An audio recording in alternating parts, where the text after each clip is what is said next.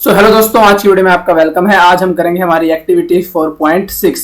4.6 करने से पहले दोस्तों, अगर अभी तक जो है आपने हमारे चैनल को सब्सक्राइब नहीं किया तो प्लीज़ चैनल को जो है सब्सक्राइब कर लीजिए, ताकि आप हमारी सभी वीडियोस के बारे में जो है अपडेट रह सकें। 4.6 की बात करें तो 4.6 में आपको क्या करना है, आपको कुछ मेटल्स और नॉन मेटल्स के जो है सैंपल लेने हैं। जैसे यहाँ नीचे नाम दिए हुए हैं, मैग्नीशियम, एल्यूमिनियम, आयरन, कॉपर और सल्फर एटसेट्रा जो है हमें मेटल और नॉन मेटल के सैंपल लेने हैं। इन्हें जो है अलग अलग टेस्ट ट्यूब में आपको जो है इकट्ठा करना है और सभी टेस्ट ट्यूब को नाम दे देना है। जैसे हम मैग्नीशियम वाली टेस्ट ट्यूब को नाम देंगे लेबल ए, एल्यूमिनियम वाली को बी। तो ऐसे ही सभी जो मेटल नॉन मेटल के सैंपल है हम इनको लेबल लगा देंगे A B C D E F. और फिर हमें क्या करना है, सभी टेस्ट ट्यूब्स में जो है ड्रॉपर की हेल्प से 5 ml जो है डाइल्यूट हाइड्रोक्लोरिक एसिड, जो हमारा डाइल्यूट हाइड्रोक्लोरिक एसिड HCl है, वो हमें इनमें डालना है और अपनी रिएक्शंस को जो है नोट करना है। अगर कोई रिएक्शन होती है तो ठीक, अगर रिएक्शन नहीं होती तो हम क्या करेंगे, हम टेस्ट ट्यूब को थोड़ा सा जो है गर्म करेंगे और देखेंगे कि गर्म करने के बाद रिएक्शन होती है या नहीं होती। और उसके बाद हमें क्या करना है, अगर रिएक्शन होती है तो हमें एक जलती हुई मैच स्टिक, जो हमारी मैच स्टिक होती है या कैंडल है, उसे हमें टेस्ट ट्यूब के माउथ के पास लेकर जाना है। और सेम ही एक्टिविटी हम करेंगे डाइल्यूट सल्फ्यूरिक एसिड के साथ। डाइल्यूट सल्फ्यूरिक एसिड हमारा H2SO4 और HCl दोनों ही एसिड्स के साथ जो है हम हमारी इस एक्टिविटी को करेंगे।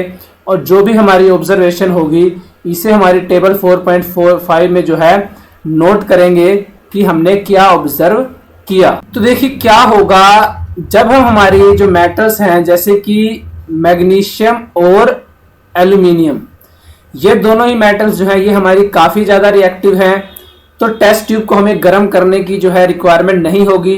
ये दोनों ही मेटल्स जो है ये डाइल्यूट हाइड्रोक्लोरिक एसिड और डाइल्यूट सल्फ्यूरिक एसिड दोनों के ही साथ जो है रूम टेम्परेचर पे काफ़ी स्पॉन्टेनियस रिएक्ट करेंगी और हाइड्रोजन गैस को डिस्प्लेस करके जो है अपने कंपाउंड या हम कहें मेटल सोल्ट जो है वो प्रोड्यूस करेंगे। रिएक्शन आपको यहाँ नीचे दी हुई है, देखिए मैग्नीशियम जो है ये हाइड्रोक्लोरिक एसिड के साथ रिएक्ट करके मैग्नीशियम क्लोराइड बनाएगा और हाइड्रोजन गैस जो है एटमॉस्फेयर में रिलीज हो जाएगी। सिमिलरली एल्यूमिनियम जो है ये भी हाइड्रोक्लोरिक एसिड के साथ रिएक्ट करके अपना सोल्ट बनाएगा एल्यूमिनियम क्लोराइड और हाइड्रोजन गैस एटमॉस्फेयर में रिलीज होगी। उसी तरीके से मैग्नीशियम और एल्यूमिनियम की जो है सल्फ्यूरिक एसिड के साथ रिएक्शन होगी, जिसमें मैग्नीशियम हमारा मैग्नीशियम सल्फेट बनाएगा, एल्यूमिनियम हमारा एल्यूमिनियम सल्फेट। और दोनों ही रिएक्शंस में जो हमारी हाइड्रोजन गैस है ये एटमॉस्फेयर में रिलीज हो जाएगी। सो दोनों ही केसेस में क्या हुआ, हाइड्रोजन गैस जो है ये हमारी एटमॉस्फेयर में रिलीज हुई। सो उसके बाद कहा क्या था हमें कि हमें एक बर्निंग मैच स्टिक या कैंडल को जो है टेस्ट ट्यूब के माउथ के पास लेकर जाना है। तो जैसे ही आप बर्निंग मैच स्टिक या कैंडल को टेस्ट ट्यूब के माउथ के पास लेके जाएंगे तो जो हमारी टेस्ट मैच स्टिक है ये सब बर्न होना स्टार्ट हो जाएंगी टेस्ट ट्यूब के पास, और आपको एक पॉप की साउंड जो है वो सुनाई देगी। ऐसा क्यों हुआ ये मैं आपको आगे बताऊंगा, पहले बाकी मेटल और नॉन मेटल के बारे में पढ़ लेते हैं। तो जैसे आयरन है, आयरन क्या है, आयरन मैग्नीशियम और एल्यूमिनियम से कम रिएक्टिव है, तो ये डायरेक्ट तो जो है डाइल्यूट हाइड्रोक्लोरिक एसिड से रिएक्ट नहीं करेगी रूम टेम्परेचर पे। बट जैसे ही हम हमारी टेस्ट ट्यूब को जिसमें हमने जो है आयरन को डाला हुआ है और डाइल्यूट HCl को डाला है उसको हम हल्का सा हीट करेंगे तो आयरन जो है ये भी सेम रिएक्शन देगा, हाइड्रोजन को डिस्प्लेस करके अपना जो है कंपाउंड बनाएगा आयरन क्लोराइड या आयरन मेटल सोल्ट जो हम कह सकते हैं। उसके बाद ये कॉपर की बात करें, कॉपर जो है ये आयरन से भी कम रिएक्टिव है। ये चारों ही जो हमने सैंपल लिए हैं मेटल्स के उसमें सबसे लीस्ट रिएक्टिव मेटल है हमारा कॉपर। तो कॉपर जो है ये डाइल्यूट हाइड्रोक्लोरिक एसिड या डाइल्यूट जो है हमारा सल्फ्यूरिक एसिड दोनों के ही साथ जो है रिएक्ट नहीं करेगा। उसके अलावा जो हमने नॉन मेटल्स के सैंपल लिए थे जैसे चारकोल या सल्फर, ये नॉन मेटल्स भी जो हमारे पास गिवन एसिड है हमारे डाइल्यूट हाइड्रोक्लोरिक एसिड या डाइल्यूट सल्फ्यूरिक एसिड, इनके साथ हमारे चारकोल और सल्फर के जो नॉन मेटल्स हैं ये भी बिल्कुल रिएक्ट नहीं करेंगे। सो हमारी टेबल कुछ किस तरीके की बनेगी मैं आपको दिखा देता हूँ। यहाँ देखिए कुछ इस तरीके की हमारी देखिए टेबल बनेगी कि मैग्नीशियम ने देखिए क्या किया, मैग्नीशियम ने तो यहाँ पर जो है रूम टेम्परेचर पर और वार्म होने पर दोनों ही केसेस में जो है डाइल्यूट हाइड्रोक्लोरिक एसिड और सल्फ्यूरिक एसिड के साथ जो है रिएक्ट किया। सिमिलरली एल्यूमिनियम ने भी रिएक्ट किया और जो है आयरन अपना जो कंपाउंड बनाया और हाइड्रोजन को डिस्प्लेस किया। आयरन के केस में क्या हुआ, आयरन को हमने थोड़ा सा हीट किया तो आयरन ने जो है डाइल्यूट हाइड्रोक्लोरिक एसिड के साथ जो है रिएक्ट किया, रूम टेम्परेचर पे नहीं किया, बट बाकी केसेस में आयरन ने जो है एसिड्स के साथ रिएक्ट किया। कॉपर हमारा थोड़ा लीस्ट रिएक्टिव मेटल है इन तीनों ही मेटल से, तो कॉपर ने जो है कोई रिएक्शन नहीं दिखाई।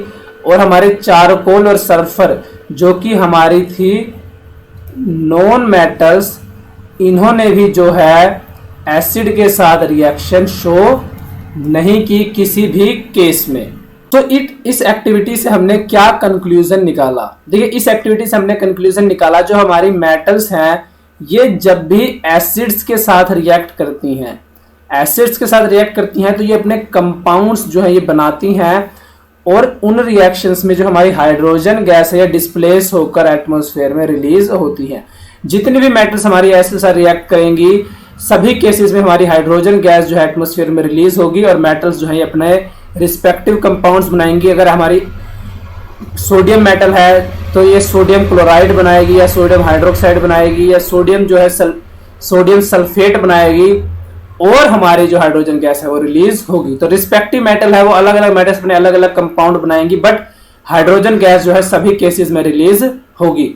नॉन मेटल्स हैं जैसे भी हमने चारकोल और वो लिया था, तो ये नॉन मेटल्स जो हैं ये एसिड्स के साथ रिएक्ट नहीं करती। नॉन मेटल्स हमारी एसिड के साथ रिएक्ट नहीं करती। जैसे हमारे सल्फर और हमने चारकोल लिया था तो दोनों ने ही जो है एसिड के साथ रिएक्ट नहीं किया था। उसके बाद अगर हम बात करें हाइड्रोजन गैस की, तो हाइड्रोजन गैस जब हमारी बर्न होती है तो पॉप साउंड प्रोड्यूस करती है। ये भी हमने इसी एक्टिविटी से सीखा। मैंने आपको बताया था ना जब हम टेस्ट ट्यूब के पास, टेस्ट ट्यूब जो है इसके माउथ के पास हम जलती हुई जो है बर्निंग मैच स्टिक लेकर गए थे या कैंडल लेकर गए थे तो वो पॉप साउंड प्रोड्यूस करते हुए जो है बर्न होना स्टार्ट हो गई थी। ऐसा क्यों हुआ था? ऐसा जो हुआ था हाइड्रोजन गैस की वजह से। तो इसी से एक क्वेश्चन जो है एग्जाम में पूछा जाता है कि आप कैसे कह सकते हैं कि जो आपको कोई गैस जो है किसी रिएक्शन में प्रोड्यूस हुई है वो हमारी हाइड्रोजन गैस है या नहीं। आप कैसे पता लगा सकते हैं कि कोई गैस जो है एटमॉस्फेयर में रिलीज हुई है या किसी रिएक्शन में प्रोड्यूस हुई है वो हाइड्रोजन गैस है या नहीं? तो हम क्या करेंगे, अगर हम उस रिलीज या प्रोड्यूस गैस के पास जो है जलती हुई बर्निंग मैच स्टिक जो है या जो है कैंडल लेकर जाएं और वो गैस हमारी जो है बर्न होना स्टार्ट हो जाए और हमें जो है एक क्रैकलिंग पॉप साउंड जो है वो सुनाई दे, तो हम कह सकते हैं कि हमारी जो गैस है वो हाइड्रोजन गैस है।